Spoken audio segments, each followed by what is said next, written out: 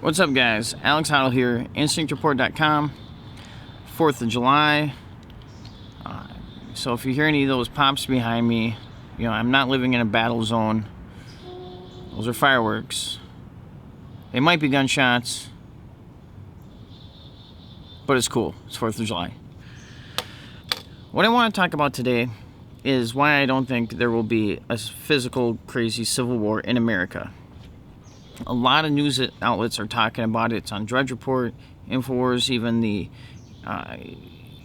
is getting floated on CNN and Fox News. There just seems to be this theme of civil war. I don't think there will be one, and I'll explain why.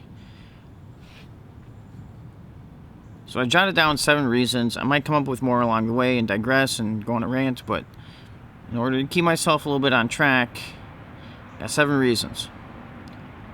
Reason number 7. Most liberals are fake, and they're more concerned about being cool and getting high and partying and going to concerts and EDM shows and festivals than they are about their cause.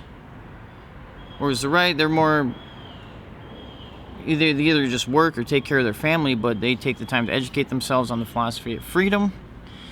Whereas the left, they just are more concerned about, YOLO or something.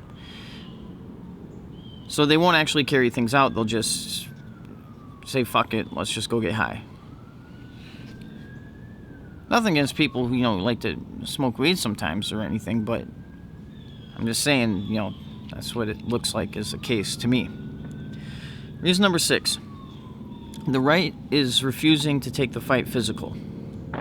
And what I mean by the right, I just mean like libertarian people just understand the philosophy of freedom, and they understand it. They understand the actual progressiveness of freedom that it brings to society in general, and that's counterintuitive to war. So if they decided to, do war, then freedom's off the table, because freedom and war are, oil and water, they do not go hand in hand. I mean, martial law, curfews, travel restrictions, just everything, checkpoints. The right doesn't want that. The left, they just don't fucking care. So they're refusing to take the fight physical after all the attacks. I mean, Steve Scalise, Rand Paul getting beat up, shot at, threatened with an axe, all these things. The right is refusing to still take it physical. They have the argument. They don't need to. And reason number 5 is that the 60s were a lot more tumultuous than today. You had a very unpopular war. You had a crazy civil rights movement. An unpopular war that there was a draft for. And that's tyrannical in itself. And there was bombings, communist cells. The counterculture was just, it was thriving. And it was mostly crazy leftists. Mostly. There was some cool ones that were actually level-headed hippies, and, maybe like John Lennon or something, talks about revolution, carry around pictures of Chairman Mao. You ain't gonna make it with anyone anyhow. So the 60s were a lot worse.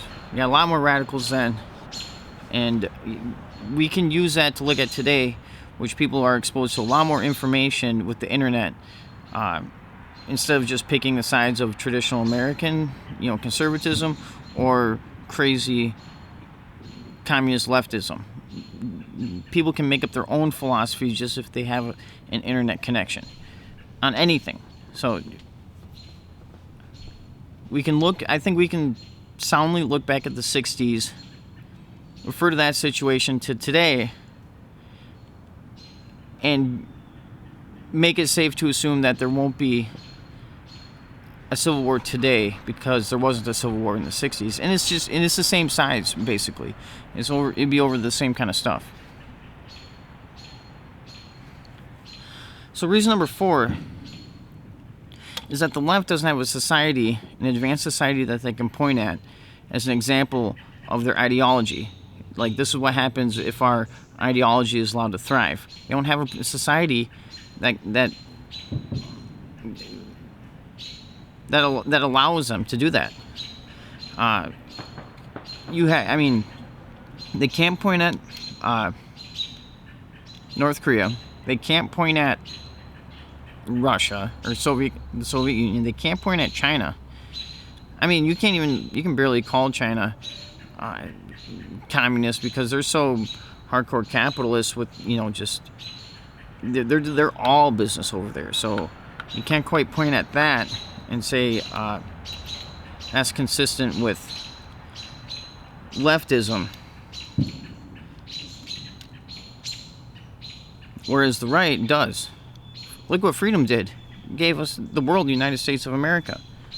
So, and with that, if they don't have anything that they can point at, an actual destination of achievement from their ideology, then their hearts and minds aren't going to be in it. They're not going to see something to fight for. They're doing a lot of guesswork. They're thinking as they go along, which brings uncertainty and not something to start a war over. Brings me to number 3. Reason number 3 is that the left has lost the hearts and minds that they once had. As they continue to lose the argument, as they continue to be exposed for the corporate shills that they are, as they continue to be exposed as the violent extremists that they are, as they continue to be exposed for the hypocrites they are, more people are just abandoning that ideology. I'm not even saying that you're going Republican or anything like that. They just know that's wrong, and I'm just going to think my own way. And the more that happens, the less of an army they have, because if you don't have the hearts and minds of the people that you want to have fight for you, or that you swear that you're going to protect, you have no army, and you have no resources for the army. You got no people that want to pay taxes in order to support the army. So that army. So the left doesn't have that. They don't have that at all. They're losing it day by day. They're losing the argument, and so all that they have is just rhetoric. They're just going to up the rhetoric and still not do anything. And number 2, and the left has got to know this. I mean, who's intimidated by Antifa? I mean, I mean, maybe if it's just one of you just one person walking down the street, and a horde of them comes up to you with sticks and pepper spray, yeah, it might be a little bit intimidating. But on a mass warfare scale, no, they're not intimidating at all. They can barely run. They all smoke. They punch like girls. They can barely throw a rock. I mean, they don't work out. They don't do anything. Whereas the right has the guns, that has the veterans, they have the argument, and they have the moral high ground. The left has none of that. And if even any of them has studied warfare at all, if they don't have any of that, they don't have a winnable war. It'd be a cakewalk if they have none of that. And so I think they're just going to keep woofing and talking and not do anything and look all tough like they have been. And that's it. That's all they got. They're flailing. They're dying. I mean, it's not physically, but just as a movement. So they're not going to do anything in that regard. And number 1, this one I think is obvious. If the left wanted civil war, they would have done it already. With all the rhetoric throughout the years, all this stuff, they would have lit the match already. They would have done something already. And they haven't done anything. I mean, just a couple of nuts here and there, but nothing on a mass scale, nothing organized, nothing that sends a message, nothing that puts fear into people, nothing significant. They haven't done anything significant. It's just maybe a couple nut jobs here and there who make some dumb threats on the internet that can have their IP address easily be traced to them, get visited by the Secret Service, or hit someone upside the head with a bike lock on camera. So they would have done it already. So let the dying enemy die. Let them do what they're doing already. They're losing the argument. They don't have any armament. They don't have any skills. They got the colleges. They got the establishment. They're dying.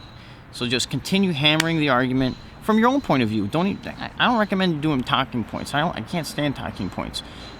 Approach this whole life you were born into from your own point of view, how you see it. That's what I recommend. Or do the talking points if that suits you better. Anyway, it's getting dark. I don't think my ISO on this camera can handle much more. But happy 4th of July, guys. Hope you're enjoying it and the weather's good for you, depending on where you are in the country. Hopefully it's not wildfires out west, or if it storms out in northeast, or out in Texas, or crazy heat out east. Either way, I hope you're having a great time. Thank you.